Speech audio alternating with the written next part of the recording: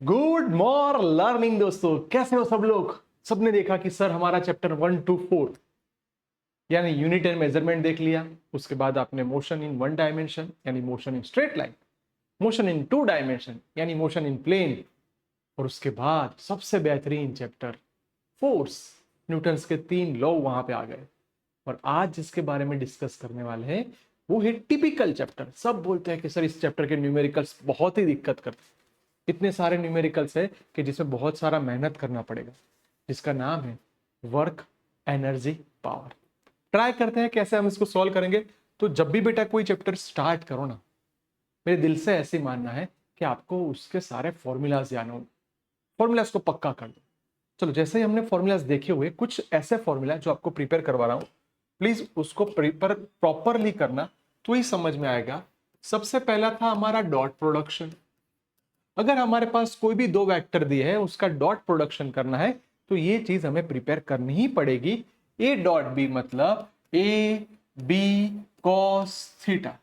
जब भी dot production बोलेंगे तो कॉस थीटा आएगा, जब भी डॉट प्रोडक्शन बोलेंगे तो कॉस थीटा आएगा। क्यों ये प्रिपेयर किया? क्योंकि हमें तुरंत जाना है वर्क वाले फॉर्मूला में। तो वर्क माने W, W is equal to force into displacement. W is equal to force into displacement, force into displacement, तो दोनों का मल्टीप्लीकेशन होगा। बोलिए, तो इसको ऐसे भी लिख सकते हो एफ डी कॉस थीटा। कुछ ऐसी चीजें आने वाली है कि आपको लगातार ये पूछेगा कि आप ये एंगल को ढूंढ सकते हो, जबकि ये कॉस थीटा अगर आपको ढूंढना है so cos theta is equal to क्या आएगा बेटा, तो दोनों का dot production upon its magnitude यानी एफ इंटू डी। डन है सर, हमारे पास इतना क्लियर है कि दोनों का एक काम हो गया। सर ये हमारा फर्स्ट था डॉट प्रोडक्शन। दूसरा, जब भी वर्क समझेंगे तो वर्क का कन्वर्जन हम करेंगे एनर्जी में। तो वर्क का ये फॉर्मूला तो हमारे पास परफेक्टली आ ही गया है। कई बार ऐसा होगा कि वेट फोर्स बोलेंगे तो एफ की जगह mg लिखेंगे, और उसका कुछ डिस्टेंस हो रहा है, वो डिस्टेंस को आप हाइट मान लो, h लिखेंगे। तो हो सकता है हम कुछ ऐसे फॉर्मूला यूज करेंगे, कुछ ऐसे न्यूमेरिकल सॉल्व करेंगे जिसके अंदर ये इक्वेशन आएगा u is equal to M G H. Repeat, u is equal to M G H. Repeat, u is equal to M G H. Sir done है, दूसरी बात भी रेडी हो गई। Now number 3, sir energy. सब लोग बोलते हैं सर ये ऐसा टॉपिक है जिसमें कितने सारे कंसेप्ट आते हैं। मैं बोलूं बेटा, आप एनर्जी के सही मायने में दो टाइप बना दो। एक होगा काइनेटिक एनर्जी और दूसरा होगा पोटेंशियल एनर्जी। 2 मिनट। दूसरा होगा हमारा पोटेंशियल। दोनों को अलग कलर से लिखते तो पता चले। चलो, हमारी जो भी एनर्जी होगी वो ज्यादातर दो पार्ट में डिवाइड होने वाली है। जिसे आप आगे जाके बोलेंगे एनर्जी लॉ ऑफ कंजर्वेशन। दो पार्ट में बेटा डिवाइड हो जाएगी। First one is kinetic energy, second one is potential energy. चलो, काइनेटिक एनर्जी को समझना है तो काइनेटिक एनर्जी के लिए हम ट्राई करते हैं कि कौन सा इक्वेशन आता है। So K is equal to P square by 2m और दूसरा हाफ mv²। सब बच्चों ने ये तो क्लियर कर दिया है कि सर हाफ mv² तो लगातार आता है, मैं हर जगह पे पता है, 9th स्टैंडर्ड से पते आते हैं। ये P माने क्या? तो P माने मोमेंटम। तो K is equal to P square by 2m। Repeat, K is equal to P square by 2m। Repeat, K is equal to P square by 2m। जब भी हम पोटेंशियल एनर्जी की बात करेंगे तो पोटेंशियल एनर्जी को U या V से डिफाइन किया जाता है। सर उसके अंदर एक वर्ड आएगा ग्रेविटेशनल पोटेंशियल एनर्जी। रिपीट, मान लो कि ये जैसे हमारी एक हाइट है, एच जितनी हाइट है, और यहां पे कोई चीज हमारी पड़ी हुई है, यानी यहां पे कोई ऑब्जेक्ट पड़ा है, तो उसके पास अभी स्टेबल है, रेस्ट पोजीशन में है, तो जो एनर्जी होगी उसे पोटेंशियल एनर्जी बोलेंगे। तो U is equal to, sir उस पर डाउनवर्ड्स में तो वेट फोर्स लगेगा जो mg है। हाइट कितनी है भाई की? h। तो हमारा फॉर्मूला आ गया U is equal to mgh। Repeat, U is equal to mgh। बढ़िया से हो गया। U is equal to mgh। बोलो बेटा U is equal to mgh। Sir done है। ये पहली चीज थी हमारे पास। सेकंड, अगर मैं ये फर्स्ट बोलूं, सेकंड की बात करूं, थोड़ा कलर चेंज करूं, मैं ऐसा बोलूं कि मेरे पास देखो ये ब्लैक कलर से हाईलाइट कर रहा हूं, यानी ये वाला अर्थ का पोर्शन है, यानी दीवार का पोर्शन है, वो फिक्स है, वो चेंज नहीं होगा। और मैंने यहाँ पे एक स्प्रिंग को पकड़ लिया है और स्प्रिंग के लास्ट में मैंने रख दिया एक अच्छा सा बॉक्स जिसका मास क्या है बेटा m। अगर ये स्प्रिंग को हम खींचने वाला है, ये स्प्रिंग को इस तरफ ले जाओ, पुश कर रहे हो, तो सीधी सी बात है यहां से स्प्रिंग को खींचोगे, थोड़ी देर बाद यहां पहुंचेगा तो ये उसका लास्ट पोजीशन होगा। तो सर ये उसका डिस्प्लेसमेंट हो, तो उसकी energy U is equal to half के एक्स स्क्वायर। इट्स कॉल, ये जो एनर्जी है ना बेटा, जो स्प्रिंग के अंदर रहने वाली एनर्जी है, इलास्टिक एनर्जी जिसे बोलेंगे, क्योंकि स्प्रिंग आपको पता है फ्लेक्सिबल ऑब्जेक्ट, तो उसकी जो एनर्जी रहेगी वो U is equal to half के x square. Repeat, U is equal to half के एक्स स्क्वायर। पक्का कर दो, U is equal to half के x square. Sir number 2 done, number 1 done. चलो नंबर 2 डन, नंबर 1 डन। बोलो मस्त, done है। कोई confusion? Sir yes sir, perfectly हो चुका है। हमारे माइंड में ये वाला रेडी होना चाहिए, हाइट वाला भी रेडी, एनर्जी वाला भी रेडी। सर ये वर्क क्यों लाए? क्योंकि वर्क के कारण आगे जाके हम जिस पे फोकस करेंगे वो होगा उसका पावर। आपके घर में बच्चों जो भी लाइट, आप जो ये लाइट एनर्जी सब यूज कर रहे हो, उसका कुछ लाइट भी लाता है, यानी वो पावर कुछ कंज्यूम कर रहा है। तो पावर को कैसे से एक्सप्लेन करोगे? तो सर पावर की सही मायने में डेफिनेशन है वर्क पर यूनिट टाइम। हम 1 सेकेंड में जितना वर्क करेंगे ना वो पावर कहलाएगा, या फिर जितनी एनर्जी स्टोर होगी वो पावर कहलाएगी। सर कई बार क्या होता है कि T एज इट इज रहेगा, W की जगह, मैं फिर से बोलता हूँ, कुछ ऐसे न्यूमेरिकल्स MCQs आएंगे जहां पे W की जगह mgh हो जाएगा। बोलो क्लियर है? Sir done. सर एक बहुत ही अच्छा formula, power P is equal to F dot D. बच्चों ध्यान रखना, ये पावर में F डॉट डी आया, जबकि वर्क वाला इक्वेशन देख सकते हो यहां पे D है, यानी वर्क में डिस्प्लेसमेंट होगा, पावर में वेलोसिटी होगी। वर्क में डिस्प्लेसमेंट होगा, पावर में वेलोसिटी होगी। तो आपके 2 फॉर्मूला रेडी हो जाने चाहिए। सर डन है। सर ये तीनों क्वांटिटी, वर्क बोलो, एनर्जी बोलो कि पावर बोलो, ये सारी स्केलर फिजिकल क्वांटिटी। स्केलर होगी इसका मतलब उनके पास कोई वेक्टर की बात नहीं आएगी। सही है सर, मजा आ गया, ये भी डन है। तो सर अब लास्ट ऐसी चीज जिसपे हम काम करेंगे, इट्स कॉल्ड ईटा। ईटा मतलब एफिशिएंसी। रिपीट, ईटा मतलब एफिशिएंसी। ऐसा बोलेंगे, ईटा मतलब output power divide by input power. हम कोई भी जगह पे ऑब्जेक्ट पे जितना भी वर्क करेंगे, एक ही काम होगा, कितना आउटपुट मिल रहा है। याद रखना बच्चों, एफिशिएंसी, जैसे कि मैं बोलूं कि आपके एग्जाम में 80 मार्क्स आए, तो पेपर कितने का था? 100 का, यानी वो इनपुट हुआ। आपने लिखा कितने मार्क्स आए? 80। तो सर न्यूमेरिकल्स में इसको 0.8 बोल सकते हो, या फिर 80%। आप ऐसे भी इसको डिफाइन कर सकते हो। तो बेटा मैंने बहुत ही अच्छा कंसेप्ट, सारे फॉर्मूला में ऐसा मानता हूं कि जब भी न्यूमेरिकल सॉल्व करो, कोई MCQ सॉल्व करो, तो उससे पहले आपके माइंड में ये सारे फॉर्मूला रेडी होने चाहिए। और ये ऐसे फॉर्मूला है बेटा कि उस पे से ही आप MCQ सॉल्व कर पाओगे। डन है? एक बार अच्छे सा स्क्रीनशॉट ले लो तो आपको सारे फॉर्मूला आपके माइंड में रेडी हो जाए। बोलो डन है बेटा? स्टार्ट करें आज के बहुत ही अच्छे न्यूमेरिकल्स जो आसान होने वाले हैं, पर ये आपके माइंड में रेडी होना चाहिए। डन है बच्चों? नेक्स्ट स्टार्ट करते हैं पहला ही न्यूमेरिकल, जिसके अंदर बहुत ही बढ़िया बोला है, आपको एक वेक्टर दे दिया है फोर्स का, देख सकते हो। सर उसको लिखाओ, F is equal to 3i cap plus 4j cap minus 5k cap. मैं तो ऐसा बोलूं, जैसे ही बेटा ये वेक्टर मिले ना, मैं अपने हिसाब से बोल रहा हूं, मैं इसको ऐसे फॉर्म में लिख दूंगा, 3 4 -5। Sir done. अब दूसरा क्या दिया है बोलो? सर दूसरा दिया है डिस्प्लेसमेंट। सर डिस्प्लेसमेंट को भी लिख दो, क्या है 5i cap plus 4j cap plus 3k cap metre.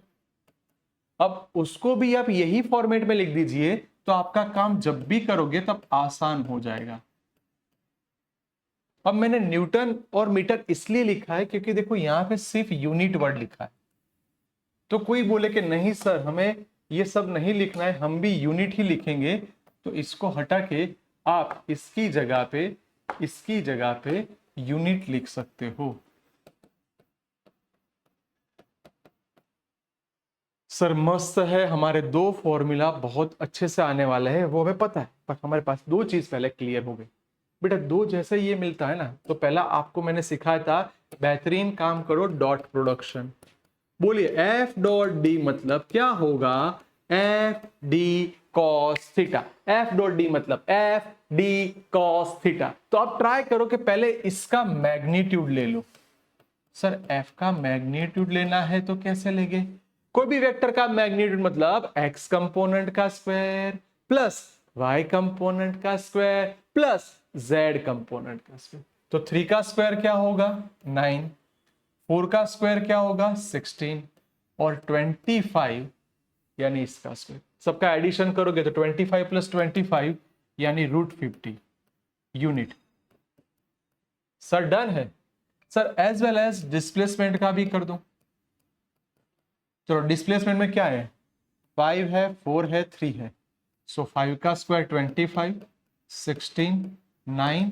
Sir सीधी सी बात है, ये भी √50 होगा, यानी हमारे पास दो चीज परफेक्ट आ गई। सर दोनों का हमने मैग्नीट्यूड लिया, डन है, यानी ये मिल गया, ये मिल गया। डॉट प्रोडक्शन ढूंढ लेते हैं तो हमारा काम कुछ आगे हो जाए। तो स्टार्ट एफ डॉट डी, यानी ये लिखाओ 3, 4 -5 डॉट 5, 4, 3। चलो डॉट प्रोडक्शन मतलब मल्टीप्लीकेशन होगा x component into x component. याद करो फटाफट मल्टीप्लीकेशन का कंसेप्ट, दोनों के एक्स कंपोनेंट का मल्टीप्लीकेशन तो 5 यानी 15, दोनों के y कंपोनेंट का मल्टीप्लिकेशन यानी 16 एंड दोनों के z का मल्टीप्लिकेशन -15। क्या हुआ? सर ये 15 वाले दोनों कट हो गए, only 16। So f dot D is equal to 16। Sir ये इसलिए इतनी सारी मेहनत की कि हमारे पास देखो ये इक्वेशन भी मिल गया, ये दोनों भी मिल गए। चलो cos थीटा हमें ढूंढना है, चलो cos थीटा को सब्जेक्ट बनाते हैं। तो cos थीटा मतलब f dot D upon F T. चलो रेडी हो? cos थीटा बोले f डॉट डी कितना है? 16। f कितना आया हमारा? √50। दूसरा d कितना है? √50। चलो 60, 50, 50 यानी ये 50 हो जाएगा। सर यानी ये होगा 0.32। बोलिए मेरे पास ये cos थीटा वाला कंसेप्ट आ गया, जो हमें एंगल ढूंढना था। बोलो मस्त। अब बोला क्या? Also find the projection of. Yes, मान लो कि ये आपका डिस्प्लेसमेंट का वेक्टर है। समझ में आ रहा है बच्चा? यस, चलो वेरी नाइस। मान लो कि ये आपका फोर्स का है और दोनों के बीच में कुछ एंगल है, वो है थीटा। अब बोला मस्त है, देखो बोला ये है कि projection of F on D, यानी एफ का प्रोजेक्शन लेना है, ये वाला पोर्शन। अगर इसको ओ लिखूं, इसको एन लिखूं, चलो कलर दिख रहा है? ये सर दिख रहा है। क्यों इतना आप डीप में और धीरे धीरे जा रहे हो? क्योंकि बेटा ये एक नहीं, ऐसे बहुत से एमसीक्यूज आएंगे, बहुत सा काम हमें करना पड़ेगा। तो ये सही मायने में अब देखो क्या हो गया, it's called projection of A on D. इसको ओ एन बोलो। ओ एन मतलब किसका प्रोजेक्शन? एफ का प्रोजेक्शन, इसलिए आएगा एफ कॉस थीटा। बोलो एफ की वैल्यू बच्चों क्या है? एफ की वैल्यू सर √50 है। कॉस थीटा कितना है? कॉस थीटा हमारा 0.32। बोलो मेरे पास ये दोनों चीज बढ़िया तरीके से हो गई, इसलिए हम इसको सॉल्व कर सकते हैं। बोलो डन है। बोलो मस्त काम हो गया सर, रेडी। तो हो जाओ तैयार। इसके जैसे हम 2-3 ट्राई करते हैं, तो ट्राई करने के लिए 1 2 और 3। चलो मस्त मस्त मस्त। हमें 2 काम करने हैं। पहले देखो जो मैं दे रहा हूं अब फोर्स का, इसका 3i cap -4j cap -5k cap, done. और डिस्प्लेसमेंट जो मैं देने वाला हूं वो है -4i कैप +3j कैप। चलो 2 चीज मैंने दी है। अगेन सेम स्टाइल, इसका एंगल ढूंढो और projection of F on D वो भी आपको ढूंढना है। सर क्लियर है? और एक दे दो, नंबर 2। अब ये ध्यान से देखना, F = I cap -j cap -k cap, और D = क्या होगा सर? D की जगह पे -I कैप +k कैप। मस्त है। एंड लास्ट एंड फाइनल, 3 ऐसे न्यूमेरिकल दे रहा हूं जिसमें बच्चे बहुत कंफ्यूज होते हैं, इसलिए F = I cap -k cap and D = -j cap +k cap. 3 मैंने एक न्यूमेरिकल सिखाया, 3 ट्राई करने के लिए दिए। बेटा बच्चों मस्त स्क्रीनशॉट ले लो, बढ़िया सा स्क्रीनशॉट ले लो, फिर हम आगे बढ़े। डन है? मस्त न्यूमेरिकल है। आपको 3 न्यूमेरिकल ट्राई करने हैं और तीनों के कमेंट बॉक्स में आंसर लिख सकते हो या फिर मेरे को ऑफलाइन दिखा सकते हो। Sir done. Now number 2, sir ये ऐसा न्यूमेरिकल है जो एग्जाम में आया तो ये एग्जाम में बहुत ही काम में आता है, यानी मोस्ट आईएमपी न्यूमेरिकल। इसको न्यूमेरिकल भी बोल सकते हो या फिर ऐसा बोलो कि इसको छोटे छोटे टर्म में डिवाइड करके ये एमसीक्यू में बहुत काम में आने वाला। बहुत ही इंपॉर्टेंट है एमसीक्यू, ध्यान रखना कि कैसे इसको काम पे लाना है। पहले ये क्वेश्चन को पूरा समझ लो बेटा, क्वेश्चन क्या बोल रहा है उसको ध्यान से देखना है। It is known as a raindrop fall the unbalanced downward gravitational force and the opposite to the force. Later is known the proportion of the speed drop is otherwise determined. मास दे दिया, जो दिया है बेटा उसको पहले साइड में लिखो। 1 ग्राम बोला है, इसका मतलब 10⁻³ kg। हाइट बोल दिया, कितनी हाइट से वो आ रहा है? हाइट बोला है 1 किलोमीटर, यानी 10⁻³ मीटर। बच्चों एक मस्त चीज बोलूं, एक मस्त चीज, सर जब ये रेन होगा तो ये ड्रॉप है वो कुछ हाइट पे अभी पड़े हुए हैं, वहां से वो नीचे आने वाले। यस सर, नीचे आएंगे। अब ये बूंद हमारे बॉडी पे गिरेगी तो उसके पास पहले जब हाइट पे होगा तब उसके पास पोटेंशियल एनर्जी होगी। इसका मतलब मैं अभी डेटा को छोड़ के एक काम कर देता हूं। पहली बात, मेरी पोटेंशियल एनर्जी हो गई mgh। सर वर्क बोलो जो भी करेंगे हम 2 मिनट के बाद, जो एनर्जी होने वाली है ये हो गया हमारा 10⁻³ जी की वैल्यू 10 लेते हैं, हाइट की वैल्यू 10⁻³, ये दोनों कट, तो मेरे पास इतना ग्रेविटेशनल के कारण, रिपीट, जो मेरी पोटेंशियल एनर्जी होगी वही मेरा वर्क कहलाएगा। किसके कारण? ग्रेविटेशनल के कारण। Sir done. स्पीड दे दी है सर, फाइनल वेलोसिटी है 50 मीटर पर सेकेंड और इनिशियल वेलोसिटी है 0। सर इसका मतलब ये हुआ कि जब भी ऐसा बोला है तो तुरंत आप काइनेटिक एनर्जी भी ढूंढ लो। बोलिए काइनेटिक एनर्जी का फॉर्मूला आप जानते हो, 12 mv²। सर आपके पास तो 2 वेलोसिटी होगी, एक इनिशियल वेलोसिटी यानी ड्रॉप जहां पे होगा और उसके बाद जो गिरने वाला है। तो इनिशियल पे तो वेलोसिटी स्टेबल है, सुनो इनिशियल पे तो वो 0 है, 0 होगा तो v0 = 0, तो इनिशियल काइनेटिक एनर्जी भी 0 हो जाएगा। फाइनल ढूंढ लेते हैं, हाफ मास मेरा रेडी है 10⁻³ वेलोसिटी बोला 50 का स्क्वायर 2500। सर ये हो जाएगा 1250, हो गया। 3 पॉइंट काट दो तो सर 1.25 इतना जूल एनर्जी मिलेगा। सर ये जो भी एनर्जी आएगा वो हम डेल्टा के लिख सकते हैं, डेल्टा के मतलब K - K0। क्या बोला आपने कि इनिशियल काइनेटिक एनर्जी क्या है बेटा? 0 है। देखो इनिशियल काइनेटिक एनर्जी क्या है? 0। सो डेल्टा के मतलब जो हमारा के आया वो, यानी 1.25 जूल। सर डेल्टा के भी बढ़िया हो गया। Now what is the work done by the gravitational force? Sir work done by gravitational force मिल गया। What is the work done by the unknown resistivity force? Unknown resistive force. तो sir अब आपको अप्लाई करना पड़ेगा work energy theorem. चलो work energy theorem की बात करूं तो मेरे पास एक चीज आ गई, W is equal to delta K. Sir delta K आपने अभी सिखाया और फिक्स है 1.25। ड्रॉप नीचे आ रहे हैं, ड्रॉप नीचे आएंगे तो सर वेट फोर्स लगने वाला है सर W, यानी ऐसा लिख रहे हैं सर टोटल वर्क मतलब एक ग्रेविटेशनल वर्क और दूसरा जो उसको रेजिस्ट कर रहा है, पीछे ले जा रहा है, वो रेजिस्टेंस फोर्स। अब उसका जो वर्क होगा वो मैं W लिख दूं, WR। WG हमारा रेडी है सर, आपने बता दिया है 10, और ये हमारा WR ये होगा 1.25। सो WR मतलब 1.25 माइनस 10। सो WR, चलो दोनों का सब्ट्रैक्शन कर दो तो माइनस 8.75 जूल। ये माइनस क्यों आया? क्योंकि ऑब्जेक्ट कहां जा रहा है? नीचे आ रहा है, नीचे आ रहा है ना। अगर नीचे आ रहा है ना तो सर ये ग्रेविटेशनल के डायरेक्शन में आ रहा है, तो ये पॉजिटिव है, तो रेजिस्टेंस फोर्स उससे अपोजिट लगेगा, जो कम होगा, जो कम होगा। इसलिए आपका देखो रेजिस्टेंस वर्क माइनस में आया। वो यही इंडिकेट कर रहा है कि आपका रेजिस्टेंस वर्क कैसा है? कम। बोलो तो ये उसका भी आंसर है। ट्राई करने के लिए 2 दे रहे हैं, है ना।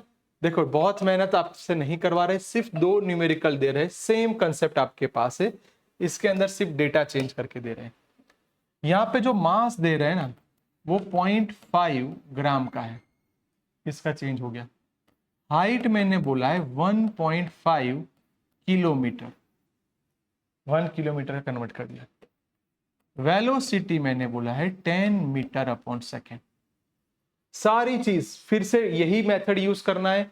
3 चीजें आप ढूंढोगे, पहले आप WG ढूंढोगे, हाँ इनिशियल वेलोसिटी 0 ले लो, के ढूंढोगे और जैसे ही के मिल जाए उसके बाद WR ढूंढोगे।